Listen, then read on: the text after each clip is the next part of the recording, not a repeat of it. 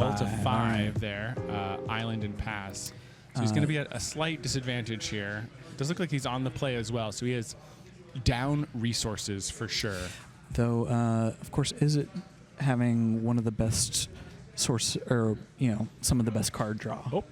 Oh, looks like Glen having only one land in hand, kept a 5-lander, a five card land hand. Can't really blame him, Yeah, the Multi 4, especially in a deck that is so reliant on every resource. Looks like we got a quick round one scoop early. Wow. Before I could even adjust the life totals there. Ben is looking at a patchwork banner, a couple lands. Looks like he has 2 lands and a patchwork banner, so he's hoping to draw that third. I think he just did. So yeah, very nice. Starting off on a tap land as well. Yeah. Love to see it. Haven coming in, probably saying one of his colors. So looking like Glen has, again, no blue, but unwilling to mulligan down to 6. So the options, okay, so another Sunshower Druid. Glen does have a take out the trash in the deck. I don't see him shooting that off. Ben goes to 21. He's just going to cycle a Might of the Meek That's here. Good. Yeah, I like that.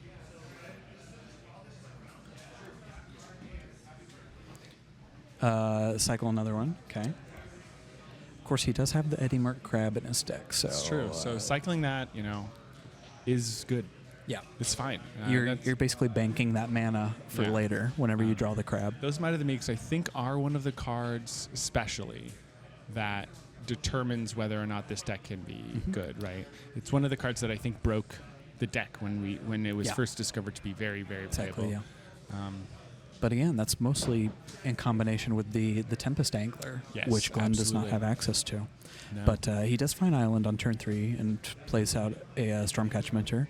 And it's looking like it's going to survive. So that Stormcatch Mentor surviving to untap is very good, though it does look like he's going up against a 2/4 Frog, which could potentially likely pose some problems. Frogs was chosen here. Ooh, it's not going to survive. Doesn't look like it'll survive unless he has some sort of interaction, but he would need something that I can't even think of it goes, at this point. That's a chunky. That's a pretty serious hit for Glen in this matchup. Stormchase Mentor being one of his best creatures and one of only, I think, 6 total creatures in the deck. Including Otterball Antics? Otterball Antics is being included as 1 creature each. Yeah. So each of those creatures is extremely important for him to protect. Oh, he did gift the fish there. Interesting. Guess he's not super worried about that fish. He just wanted to make sure that the mentor died there. Yeah. But also buffing up his Sunshower Druid in the process, so something to be said. Here is an Otterball Antics.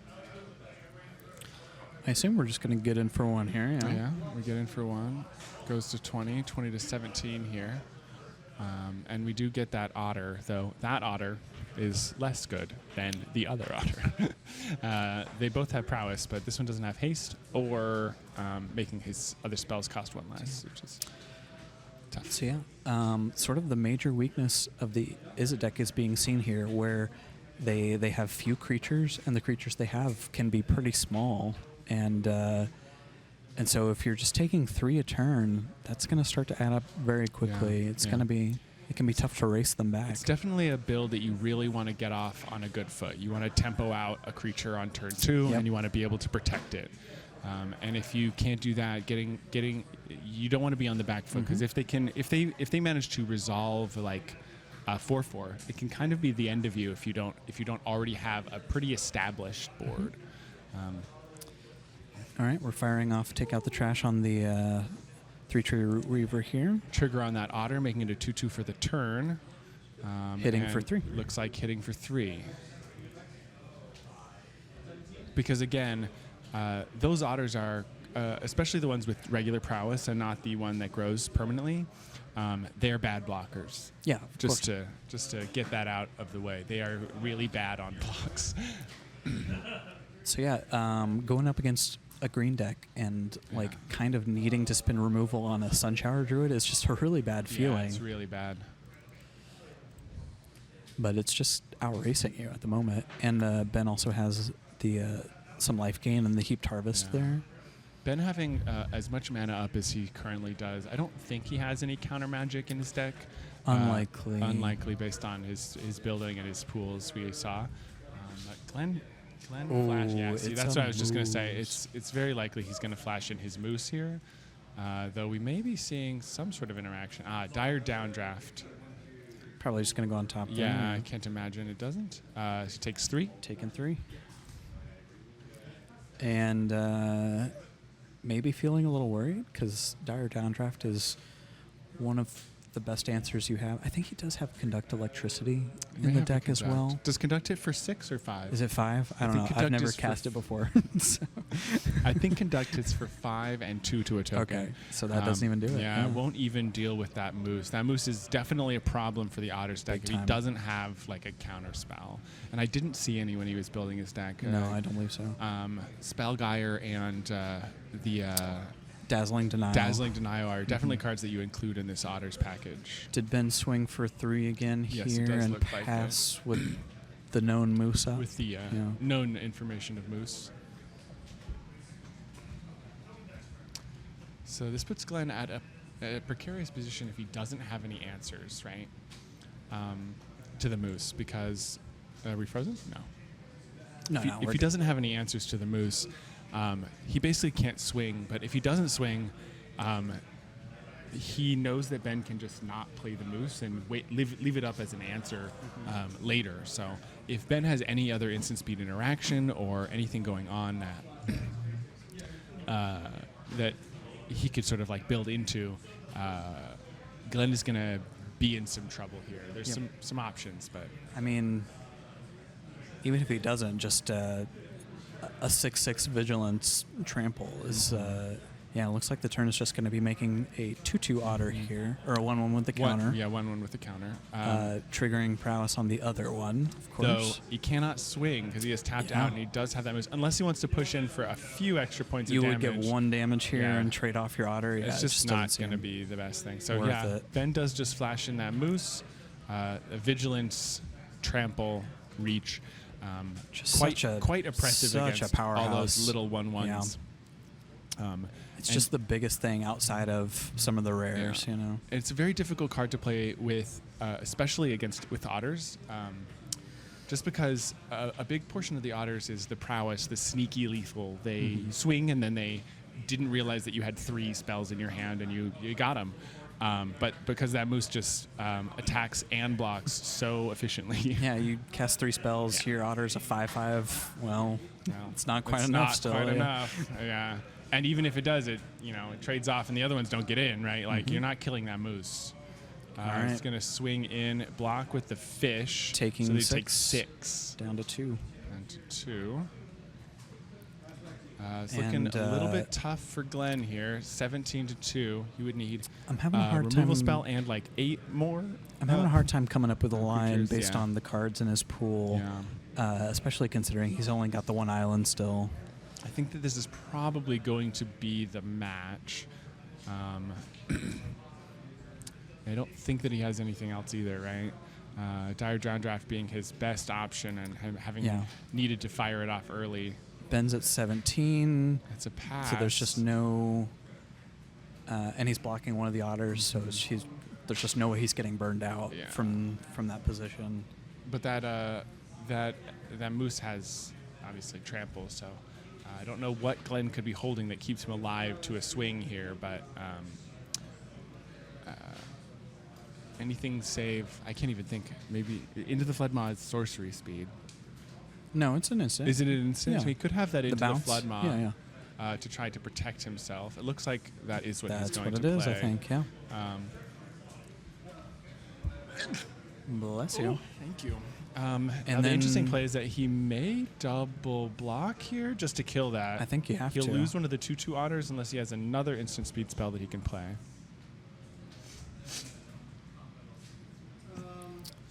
Ben is considering something here, but just lets the trade happen. Yeah. Which makes a lot of sense, Yeah. I think. No reason to risk it, Yeah. to overplay there.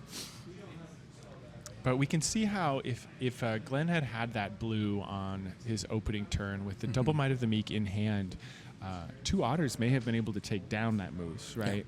Yeah. Might, and then we have a 4/4 and a 3/3, which would have been pretty good.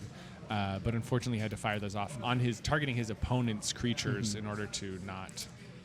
And we just have that moose coming back. So I think Ben was considering playing around any number of counterspells there by main phasing the moose, but thinks that he doesn't have to be. He was asking his teammates if they had who ended up with the spell gyre. And I think not main phasing the moose is probably the better plan, especially since most of the counter magic, how many he's got. All of the hard removal counter magic requires double blue. And it's Glen just the spell gyre, pretty much. Yeah. And he doesn't have that double blue right now. So even if he had a dazzling denial, he can pay for it still with the amount of mana that he has. Yeah. So.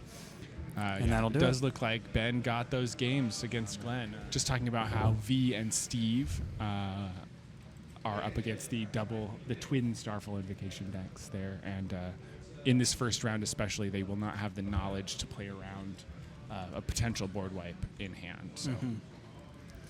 Yeah, Starfall Invocation is at its best in round one, of course. Yeah. Does get a little worse after that. Looks like V doing well at 21 with Illumina on the board. I am guessing that it's being buffed by both the Roughshod duo and the Tree Guard duo here. Yeah, Lumra and Roughshod are quite the combo there. Providing trample to Lumra is one of its major weaknesses. Looks like that Lumra is a 10/10 right now. So if you can give it, look at this block, the 10/10 trample. So they are gonna kill it, but it's a 1/4/6, 1/7 almost. That was essentially a board wipe. Yeah, very strong insane from them. And a risky one too. Is V hellbent right now? No cards in hand. That appears to be the case. So that it was at least a safe block. And from Roman's perspective, he knows that if he can get these Limmer off the board, he has a much better chance of succeeding of course. here. Though Roman does have quite a bit of removal in his deck too. It's true. So, the Darkstar Augur, and the coming the in, going to provide a lot of value. Hopefully, V can grab some interaction here. At least drawing a spell is good. What is that? What is that middle creature? Is that a token? What kind of token is that? Yeah, it looks to be some sort of 1/1. Okay. Usually in this format, right? So I think Roman did take some amount of damage on that last attack. I'm not sure how big not sure exactly how big the Lumber was or how much toughness was put in front of it. Would you like me to go check on life totals? Sure, if you don't mind. I'll go check.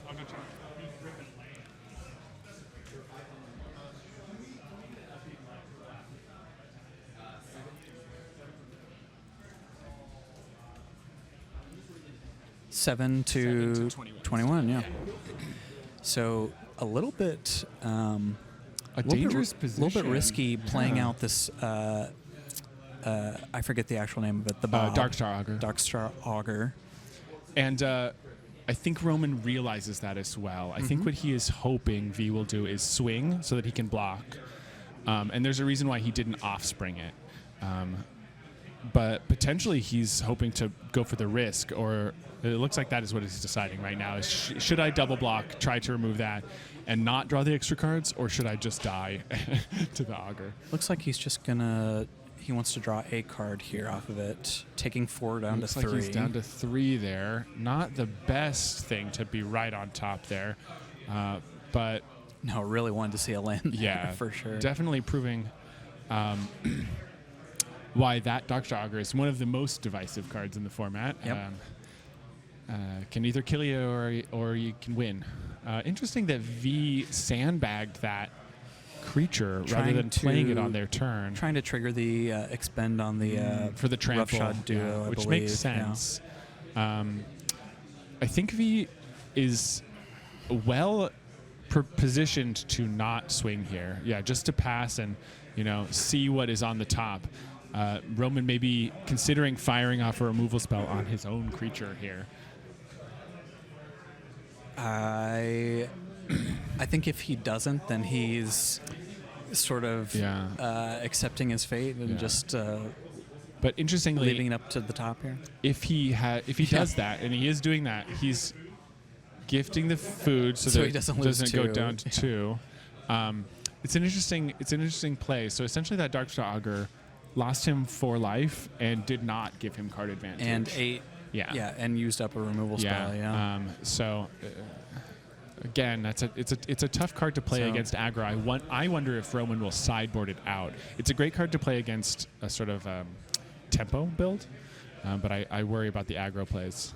Turning both sideways, blocking the roughshod. This is lethal for V here. And Roman scoops. Okay, and Roman scoops. Bloomburrow has been much more chock full of basics. I guess. And when you're essentially drafting with a 13 card pack, because there is a basic land slot in every single pack with play boosters, but it does look like V is getting off to a good start with lands, though. Hopefully they're hoping to draw some spells, it looks like. We see that Fecund flash there. I really like this Heirloom Epic. I don't know if it was sided in or not, but I like it a lot against Roman's removal heavy control deck for sure. I like the Heirloom Epic in general in Team Draft. It is totally almost unplayable, I think, on Arena just because of the tempo and the speed, but especially in a 6-pod, and especially when things like hate picking, that extra value is extremely relevant. Interesting that they didn't fire off that Heirloom Epic. It is a sorcery speed activation, so they won't be able to draw there. Maybe they were thinking about bluffing. They forgot. Must have. I'm not going to assume that. I'm going to assume that they have some other kind of action going on here. Not in their hand. Oh, really? 2 5-drops and a 6-drop, and then a land, unfortunately. Yeah, so I think that was just a forget then. Yeah, and it does look like they completely forgot that activation. Probably just going to fire off. Oh, interesting. The card that doesn't draw, but just the bruiser, still 4/5. To try and bait a removal spell and or potentially block that death touch creature, save their life total a little bit. Are we still in instant? No, we've untapped. We've untapped. We've actually in combat, I think. Looked like Roman quickly snapped off his attacking death toucher. He's attacking with the Dagger Fang here. Okay. Yeah. I think that the block here seems appropriate, honestly. Protect your life total a little bit, but it is dangerous. Get a death toucher out of the way. Exactly. Big stuff that's coming in Scales soon. of Shale, eat a removal spell. So Roman will gain 5. And V protects their life total, but loses their creature, unfortunately. Plenty of lands from V. Finding that crucial number 6 here, and we're going to do they're going to do the offspring play. Weakest creature first here. It's an interesting move up against a black deck like this. Sometimes sandbagging those powerhouse cards in a format like this is good to bait out like the Scales of Shale or the murders. But I'm interested to see whether or not this will prove to be too slow here.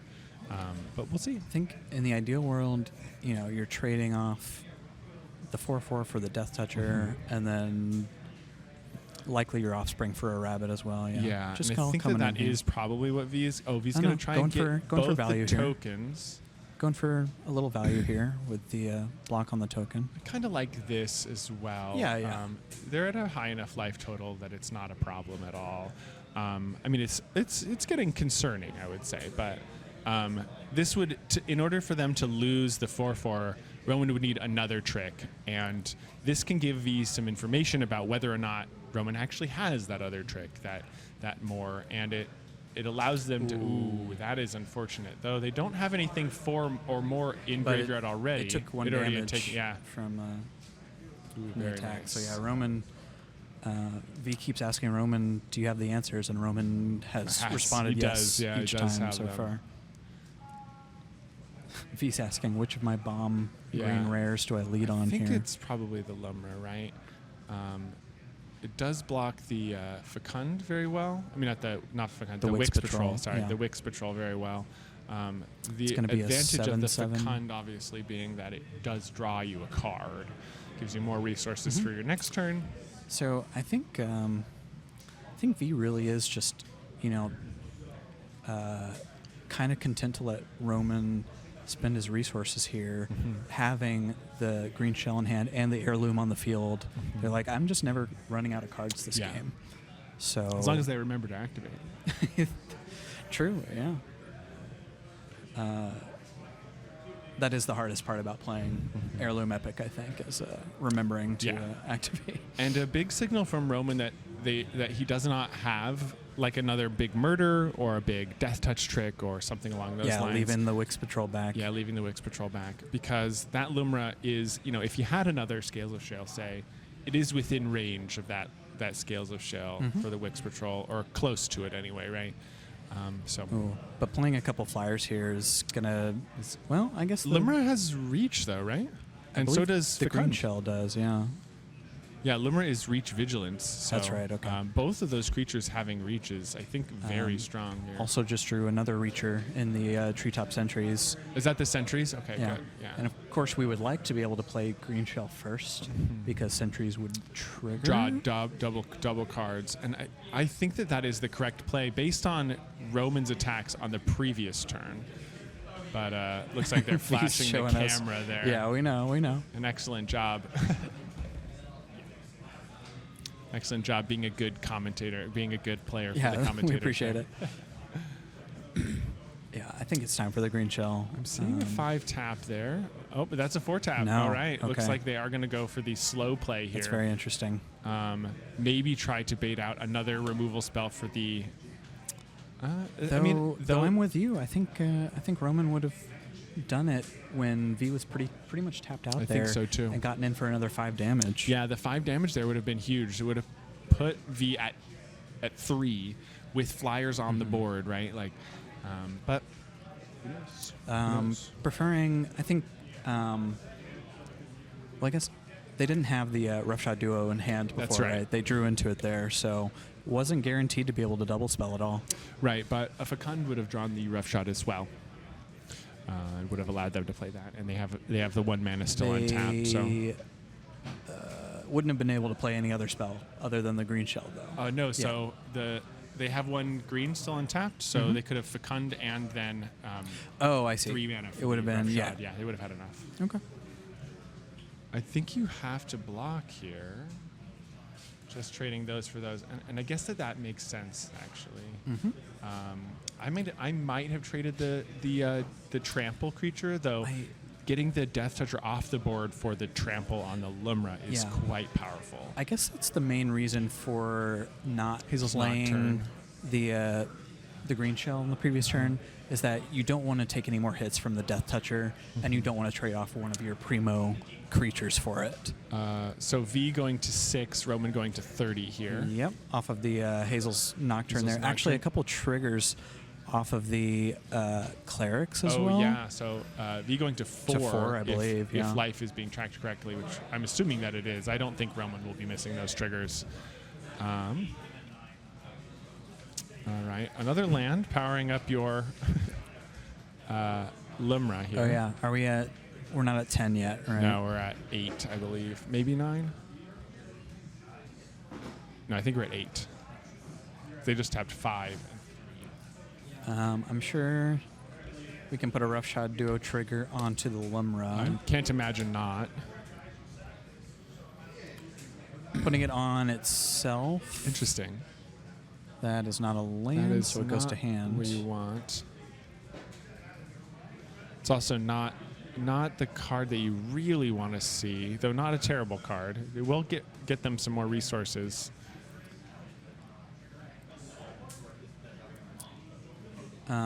Would very much like to hit a squirrel. Yeah, off of that cash grab. Food would be huge for Yes. grabbing a squirrel. Though the Roughshod Duo what is the second creature in the Roughshod Duo's arsenal?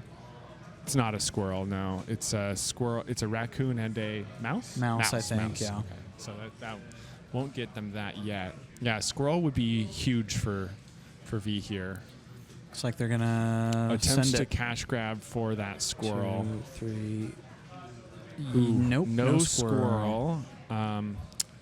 Probably going to get back the 3/4, seeing as it'll draw them a card on their next turn. On the green shell. Yeah. And then if they draw into any other spell that would expend them, right? Okay, so that's going to be their turn likely.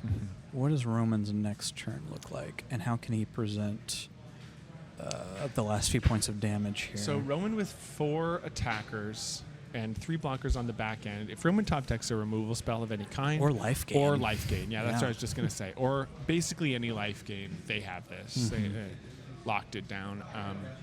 Not quite, right? If they gain 1 life,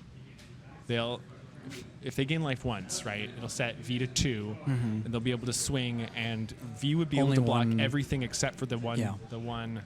All right, coming right back into it. Apologies, folks. We had a momentary power blip, but we never lost. We didn't have a gameplay blip though. The action continued off stream. I am guessing that Roman has won game 2 and we are getting life totals. V is at 14, Roman is at 18, and looks to be sort of commanding what I'm guessing is game 3 here. This is game 3, yes. An Agate Assault being fired off. Roman doing an excellent job of removing V's just bombs. Finding all the answers. Bomb after bomb being removed. Them having Fecund and getting Starfeld immediately, and then having Lumra and getting Nocturnal Hungered immediately. Yeah, and if it lines up exactly like that, then V is certainly going to have a tough time closing out here with Roman at 18. Yeah. Just playing the Darkstar Augur here to quickly reload the hand as well. Yeah. Plenty of life. Setting up good blockers. The Menace Death Touch with no answer here being quite a problem, I think, for V. Okay. V is going to empty the hand now and get a couple of expend triggers, though. Very powerful turn for sure. Yeah. It's swinging for, was it 4 or 7-ish, I think? Yeah. But just getting jumped by the wall from the Builder's Talon, of course. And the expend triggers were very nice there. They are definitely hoping to draw some interaction or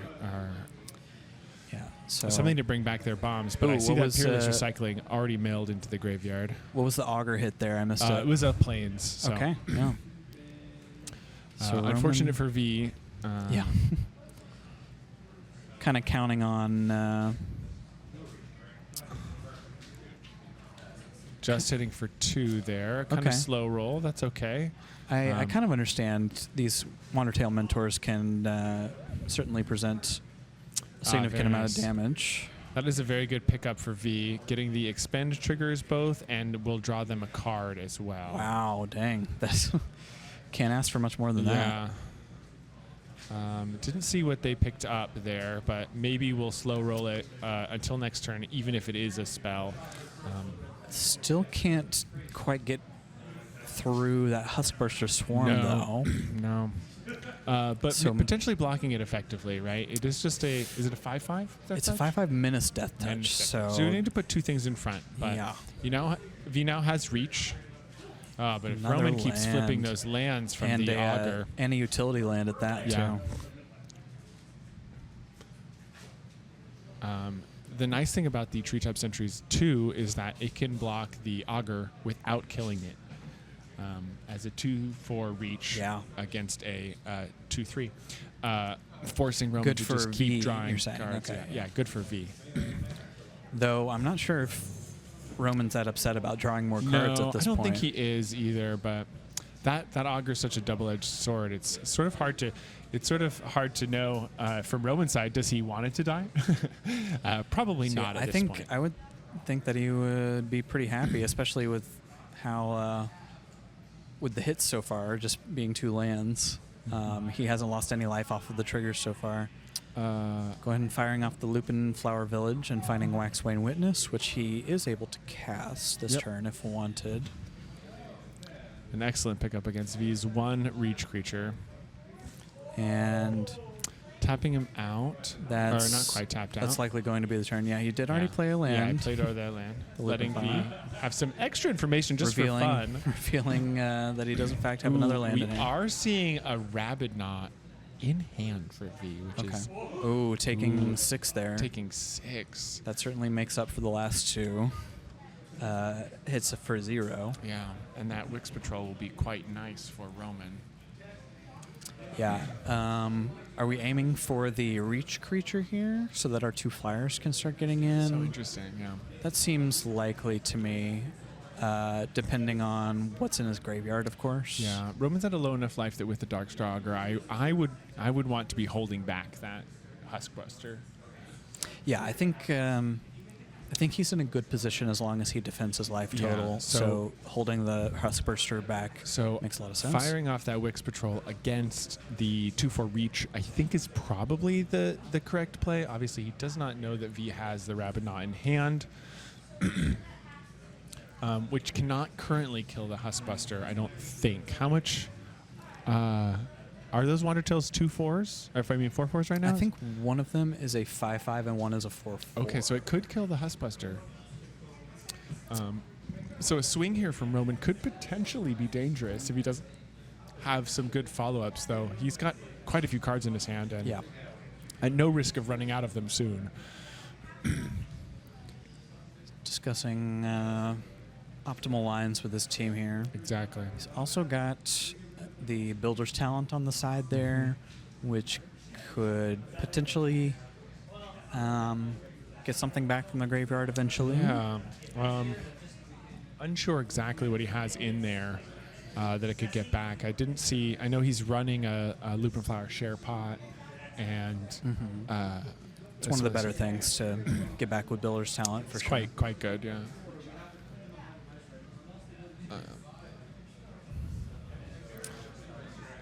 Ben is in favor of, as Ben usually is, applying pressure here.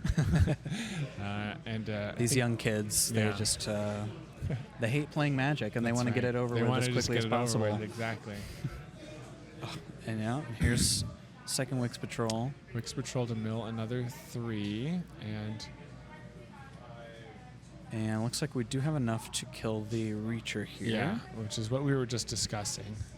They are going to probably swing with everything, looks like, then, yeah? It looks like Roman is picking up all of his cards ready to tap, potentially running himself into that Rabid Knot, but not that big of a blowout if he does swing. He'll just lose the Huskbuster, which he's probably going to lose at the end of turn anyway.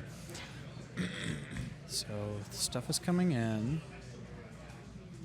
The Flyers cannot be blocked. That's right. We are considering some blocks. Tree Guard Duo and the smaller Mentor on the Huskburster. Which you would lose both, but then you would be able to fire off your removal spell on one of the Flyers, which seems like it's potentially... Or maybe on the Wix Patrol. Yeah. Wix Patrol might be good as well. You could save it and do it next turn, make use of that extra damage.